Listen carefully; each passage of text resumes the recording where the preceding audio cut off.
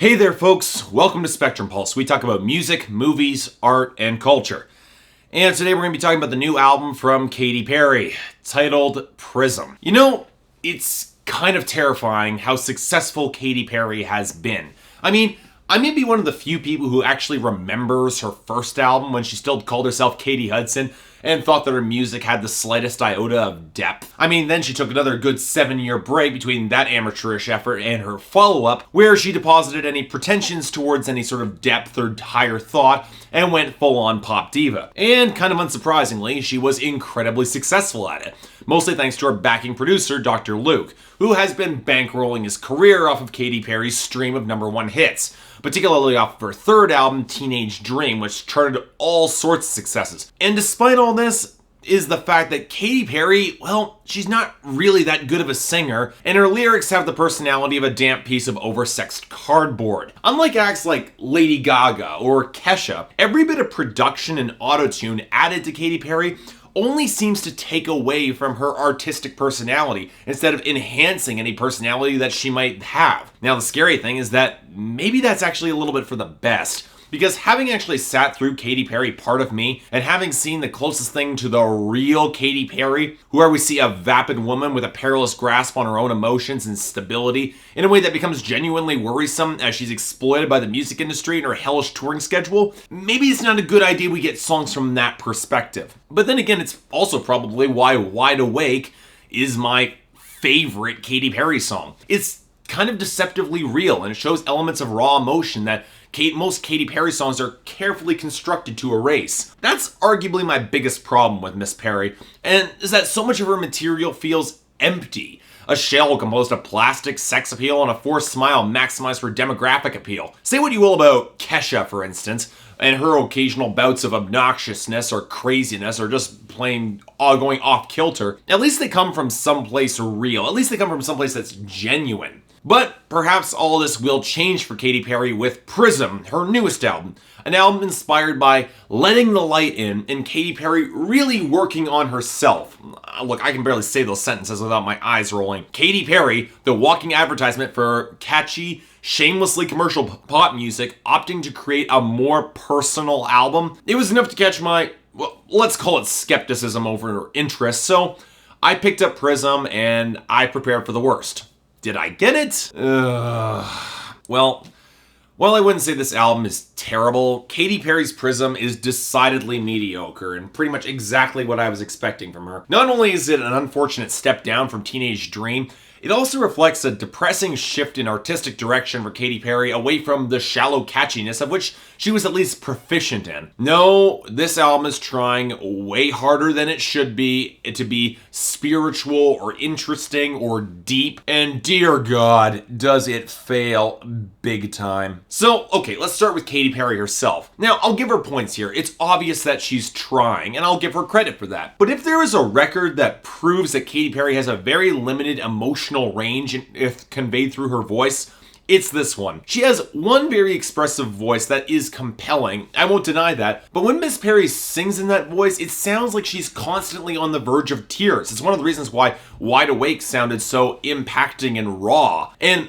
it can come across as a little jarring when she's singing in that vocal style and she's trying to perform love songs. It just kind of makes them come across as a little bit uncomfortable. And when she's not singing in that voice, she pretty much loses all personality entirely, thanks to the overproduction and the auto-tune. And you know, the frustrating fact is that lack of personality unfortunately extends the instrumentation, which appears to be cribbed from about 3 or 4 other acts wholesale, and yet devoid of those hooks that normally make Dr. Luke's songs so actually memorable or interesting. Everybody on the internet has already pointed out how much Roar sounds like Sarah Bareilles' Brave, but that's neglecting how much of this album sounds like a modernized version of early to mid-80s synth pop. In other words, she's ripping off Tegan and Sarah wholesale. As a guy who wasn't the biggest fan of Heartthrob this year at all, I was nevertheless kind of appalled by how much songs like Birthday, International Smile, and Love Me sound like direct lifts from that album with worse writing and heavier percussion. So much of this material sounds like retro disco leftovers with a bit of a modern twist. And the startling thing is that those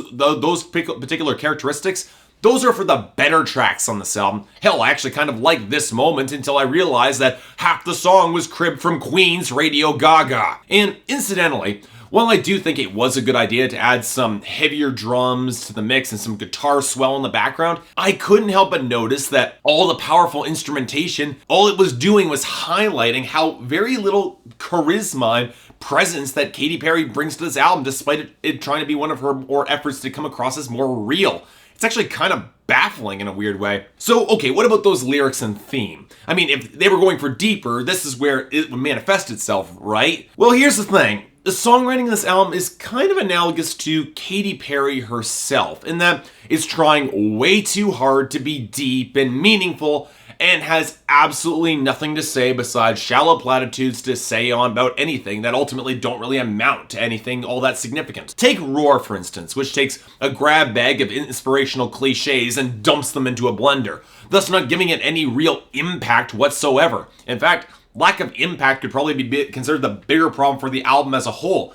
From love to heartbreak to any attempt at spirituality, none of these songs really hit me with anything that's distinctive or potent. And most often my emotions when listening to this album were disinterest or confusion at some of the bizarre lyrics that seem to raise more difficult questions than they answer. Let's take Legendary Lovers, a song that is rife with Indian and Middle Eastern ideas, but here's the thing, they're just ideas. None of them are realized or even understood in the appropriate context. And when Katy Perry references real legendary lovers in the song, she mentions Cleopatra and Juliet.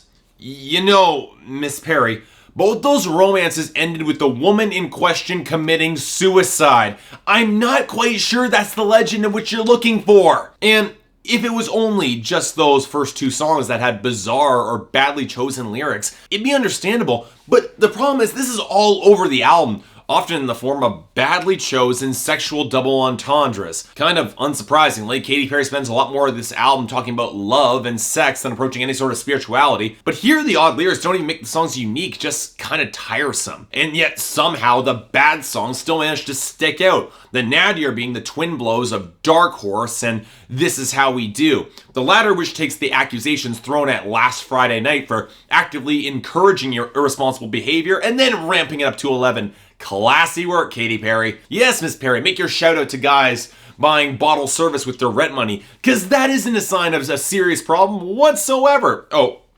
I'm sorry, Miss Perry. You're just going to get your nails done Japanesey. Ugh. Yeah.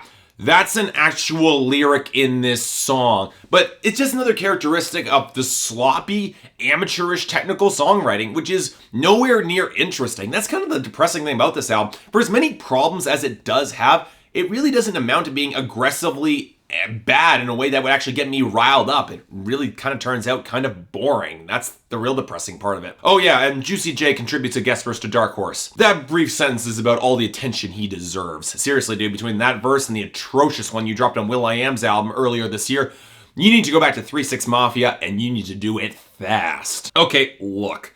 I know a bunch of you probably are screaming bloody murder at me right now, but ultimately Prism by Katy Perry, it's a wash. And it doesn't really warrant much attention in the slightest. I honestly have a hard time finding most fans would like this album because it's not catchy and it's not particularly interesting, and any time that Katy Perry tries to go for depth, it just comes across as shallow. And in a year where so many female pop stars dropped albums, well, Natalia Kills was better, Colette Carr was better, Ariana Grande was better, Miley Cyrus was better. Hell, I'd even argue that Jessie J, who many have unfairly branded as a Katy Perry ripoff, well, she's better than what Miss Perry drops on this record. And when Lady Gaga puts out her album next month, it's gonna be better than this too, likely. It's shallow, it's vapid, and it's shockingly bland, especially considering that Dr. Luke is normally a lot better than this. And look, while Miss Perry herself might consider this material deep, well, that's just an indication of the limited personality and depth that she's bringing to the table. She might consider this deep, but in reality, it's just kind of shallow. It's just kind of vapid. It's just a grab bag selection of spiritual words, but no deeper understanding of the concepts. And sure, this is pop music where you can get away with that sometimes, but when I draw in comparison with Lady Gaga, who is at least trying to explore deeper and more interesting concepts, or Kesha for that matter, who's actively seeing to go out into the deeper rock scene and seems to have a much better idea of spirituality than Miss Perry ever does, thanks to Kesha's collaborations with Ben Folds and the Flaming Lips, well, I'm looking at this album and I just find it lacking. If this review, for some ungodly reason, has convinced you that this album needs to be a part of your life, I strongly advise you to go for the deluxe edition. It has It Takes Two and Choose Your Battles, which along with Love Me, they're the better songs on this album. But otherwise, I advise you skip Prism because it gets a 5 out of 10 from me. And as for Katy Perry, look, Miss Perry, I appreciate your effort to come across as deeper and more insightful, but you really don't have much to say on the subject. Go back to making shallow dance jams. They might have been dumb and they might have been really plastic and kind of ephemeral, but at least they were catchy and at least they were good. So yeah, I can't imagine there's going to be any problems with this review. So thanks a lot for watching. I really do appreciate it. If you'd like to like and subscribe, I'd be more than grateful. If there's anything I might be able to do to improve my presentation, or if there's any other albums that you'd like for me to cover, I'd be more than happy to take a look. Until then, see you next time.